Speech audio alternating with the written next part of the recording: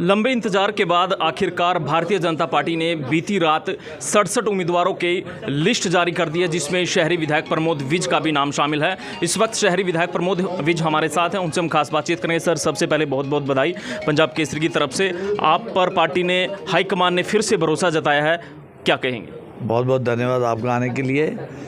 मैं पार्टी के शीर्ष नेतृत्व का, केंद्रीय नेतृत्व का, प्रदेश में हमारे बड़ौली जी हमारे प्रदेश अध्यक्ष हैं, माननीय मुख्यमंत्री जी का बहुत बहुत धन्यवाद करना चाहूँगा कि उन्होंने एक बार फिर मेरे में विश्वास व्यक्त किया है। हालांकि मैं हमेशा ये कहता हूँ कि हम सब जो पानीपत के कार्यकर्ता हैं समकक्ष हैं, सब एक से एक बढ़ के है और सब पार्टी के लिए दिन रात चिंता करके काम करते हैं। पर पार्टी ने जो निर्णय लिया, उत्तम निर्णय, मैं इसके लिए उनका बहुत बहुत धन्यवाद करता हूं और मैं उनकी उम्मीदों पर पूरा खरा उतरूंगा, ऐसा प्रयास करूंगा। क्या विज़न रहेगा सर आगे? आपने दावे किए, काफ़ी चर्चा भी रही मीडिया में, 1700 करोड़ रुपए तक के विकास कार्यों के आपने दावे किए, विकास कार्यों के बोर्ड भी आपने लगवाए, हालांकि वो विवादों में भी आए, लोगों ने चर्चा भी खूब की। क्या कहेंगे, आगे का क्या विज़न रहेगा? मैं आपसे साझा करता हूँ, आपने ऐसा प्रश्न किया है कि मेरे मन की बात है। ये 1482 बहुत हुआ जी। ये लोग तो ऐसा समझते हैं कोई प्रोजेक्ट अनाउंस हो गया और उसकी नींव रख दी तो 1482 खर्च हो गया। अरे भैया, आप घर बनाते हो, अपना एस्टीमेट बनाते हो, 50 लाख लगेगा घर बनाने में, नींव खोदने में लग थोड़ा जाता है, साल 1.5 साल लगता है घर बनने में, तब जाके वो पैसा खर्च होता है। और यही शहर के विकास की बात है। ये जो 1482 का प्रोजेक्ट है, ये कई प्रोजेक्ट है इसके अंदर। और मैं आपके माध्यम से एक प्रेस कॉन्फ्रेंस अब जरूर करूँगा, मुझे टिकट मिल चुकी है और मैं सभी विपक्षी पार्टियों को इसमें बुलाऊंगा। हर एक को उससे पहले मैं एक बुकलेट भी दूंगा कि मैंने 1482 का क्या किया, ताकि वो अच्छी तरह छानबीन करके पढ़ के आए, तैयारी करके आए अपनी।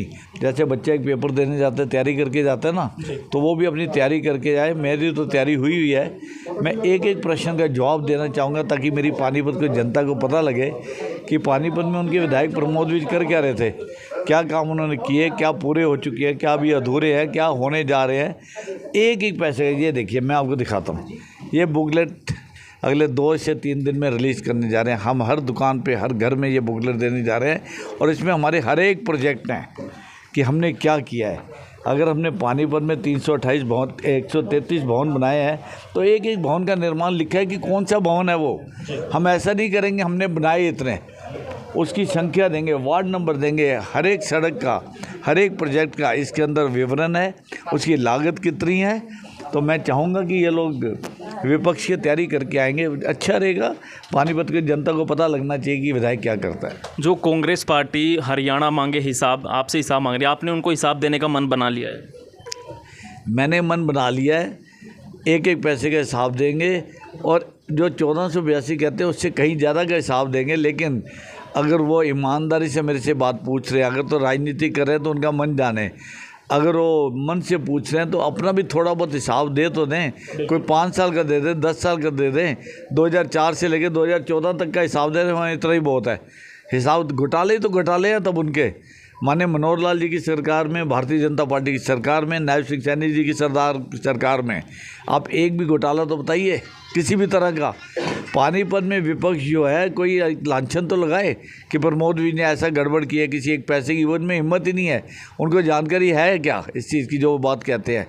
मैंने एक ईमानदारी से काम किया है, अपने पिता की छवि को दाग नहीं लगने दूंगा, यही सोच के मैंने जन सेवा की है और अपने कार्य को निभाया है।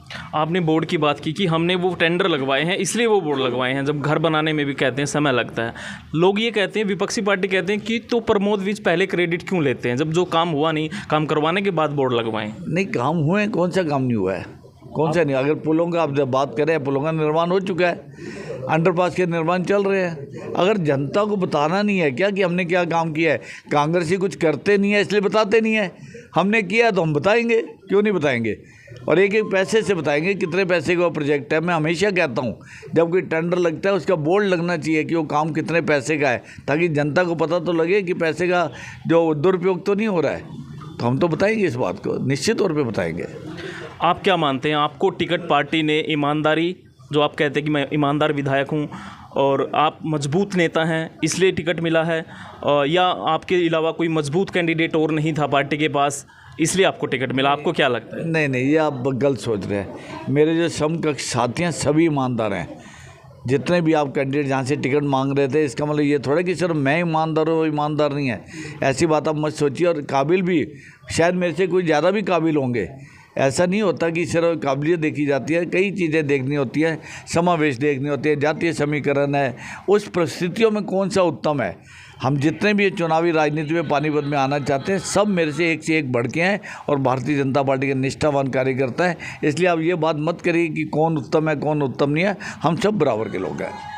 क्या विज़न रहेगा सर?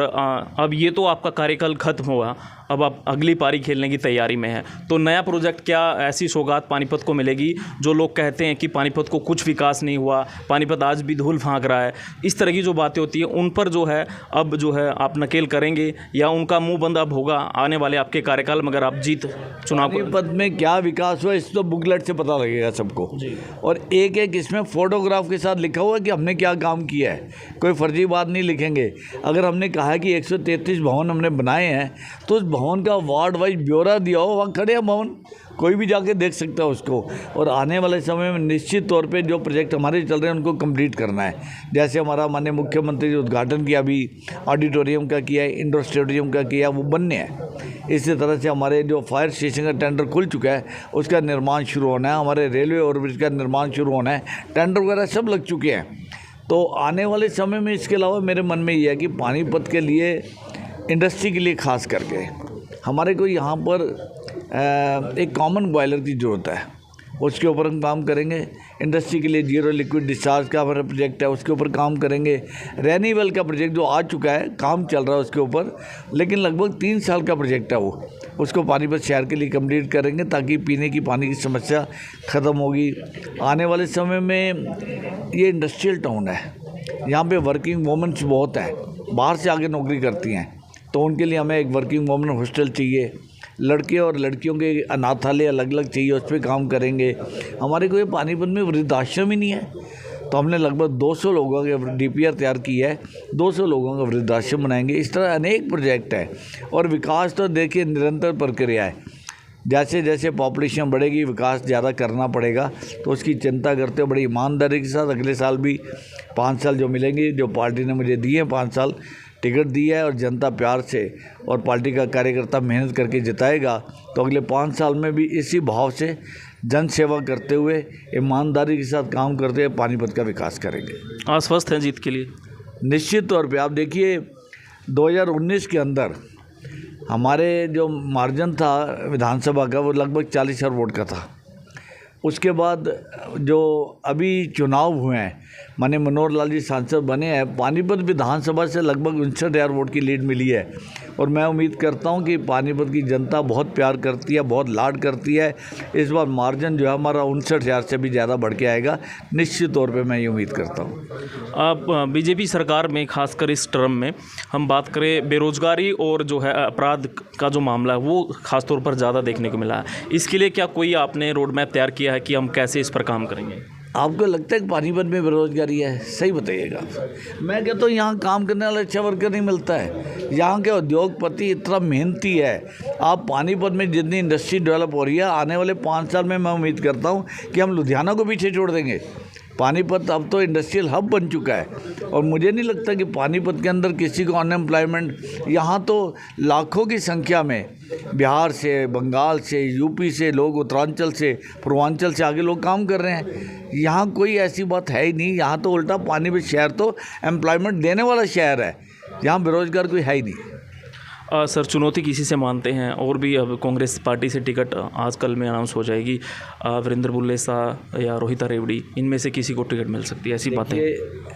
विपक्ष पार्टी किसी को भी टिकट दे, भारतीय जनता पार्टी के कार्यकर्ता ने अपनी निष्ठा के साथ इतना काम कर रखा है यहाँ पे। और पानीपत की जनता, उन्होंने 5 साल मुझे देखा है, मेरी ईमानदारी को देखा है, मेरी डेवलपमेंट को देखा है, मेरे विकास को देखा है। हम ये जो चुनाव लड़ने जा रहे हैं वो विकास के ऊपर है।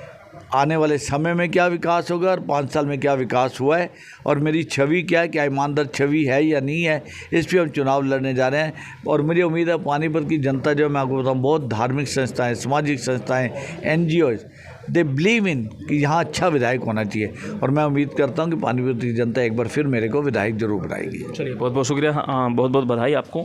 और शहरी विधायक से हमारी बातचीत हुई, दूसरी बार भरोसा जताया, हालांकि अब जनता दूसरी बार भरोसा जताएगी कि नहीं वो आने वाला समय तय करेगा। बहुत बहुत शुक्रिया।